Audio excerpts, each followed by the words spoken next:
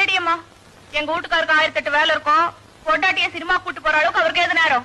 அட அவருக்கு நேரம் இல்ல தொலைது. நீ வா. நீ உன்ற புருஷனோட சோடி சேர்ந்துட்டு போவ. நான் என்னத்துக்கு நடுவால? அப்படி அந்த சினிமா பாக்கலன்னா குடிய முழிய போவோம்.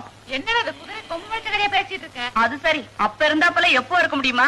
அன்னைக்கு என்னமோ புருஷன் வீட்டுக்கு போறங்கிற தைரியத்துல பெத்தவங்களை கூட மதிக்காம நடந்துக்கிட்டேன். ஆனா இன்னைக்கு புருஷனை விட்ட வேற கதி. அதனால அவங்க ஆடுற ஆட்டத்துக்கெல்லாம் நாமளும் ஆடித்தானே ஆகணும். அவர் முசுலுக்கு 3 கால்லாம் ஒவ்வொன்னு தலையாட்டணும். என்னைக்காச்சும் புத்தி வந்து 4 கால்லாம் அதுக்கும் தலையாட்டணும். போப்போ பெரிய சினிமா. காலையில எழுந்து சாயங்காலம் வரைக்கும் என் புருஷனுக்கு வீட்டு வேலை செய்யறதுக்கு எனக்கு நேரம் சரியா இருக்கு. காப்பி வச்சு கொடுக்குறேன், தண்ணி காய வைக்கிறேன், சோறு போடுறேன், துணி துவச்சு போடுறேன், மாவாட்டி வைக்கிறேன். அன்னாட இந்த சந்தோஷத்திலே எனக்கு மனசு நிறைஞ்சு போகுது. இதுல சினிமா ஒரு கேடாக்கும். இதெல்லாம் பொம்பளையோட தலையெழுத்து. காப்பி தானே போட்டுட்டு இருக்கேன். அதெல்லாம் ஒண்ணும் வேண்டாம். எந்திரிச்சு துணியை மாத்து, சினிமாவுக்கு போலாம்.